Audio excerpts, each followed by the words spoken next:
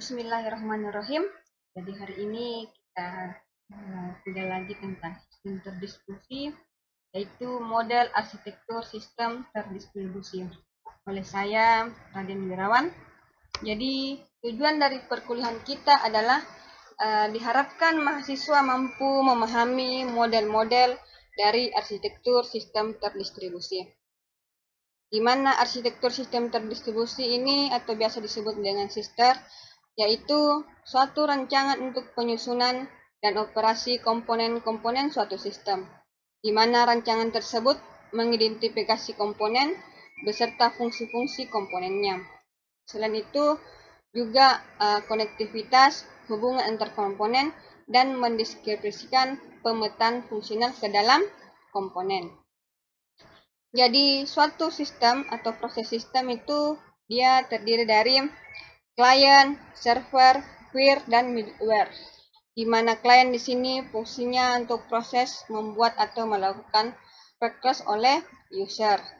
Sedangkan server adalah proses menyediakan layanan dan menangani request dari user atau dari klien. Kemudian peer.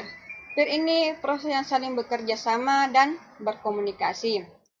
Kemudian middleware itu menyediakan transparansi terhadap keanekaragaman platform.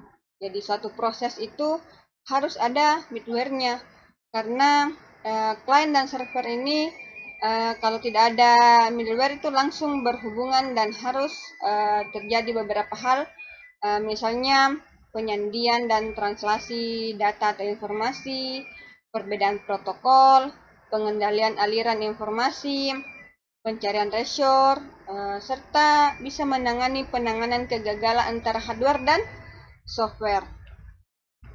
Selanjutnya, sistem terdistribusi. Arsitekturnya ini terbagi atas 3. Ada namanya centralized, ada decentralized, dan ada distribusi.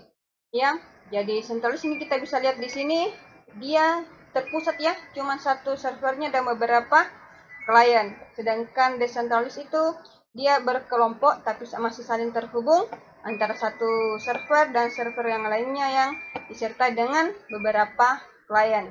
Dan distribusi itu dia saling terhubung antara satu sama yang lain ya. Karena di sini peran klien ini merupakan mengirimkan pesan berupa pelayanan ke server.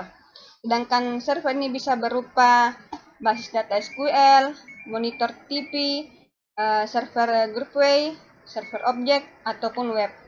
Jadi perannya di sini dia menerima pesan dari klien dan akan memproses pesan serta mengirimkan kembali hasil dari permintaan kepada klien.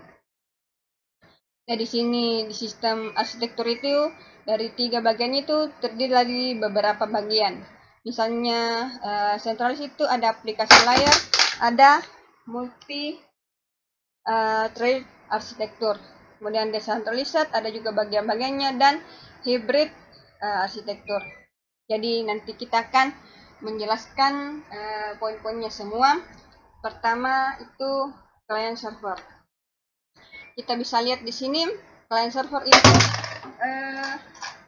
ya, di mana klien di sini yang di atas kita bisa lihat ilustrasinya. Klien di sini akan mengirimkan request atau permintaan kepada server, di mana server ini akan melakukan proses sampai dengan mengirimkan kembali hasil dari requestan ke klien kembali.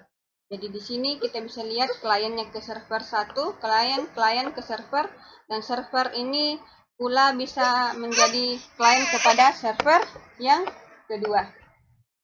Ya, selain dari client server, ada juga yang namanya multi server, ada proxy server, dan preprocess. Nah, nanti akan kita bahas satu persatu. Di mana multi server, ya ada beberapa server di mana fungsinya ini untuk meningkatkan unit kerja, sedangkan proxy itu untuk mengurangi load jaringan. Kemudian untuk arsitektur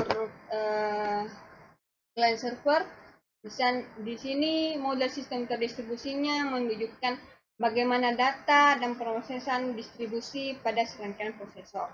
Jadi karakteristiknya di sini kita bisa lihat dari tadi ilustrasinya, server dapat melayani beberapa klien pada saat yang sama.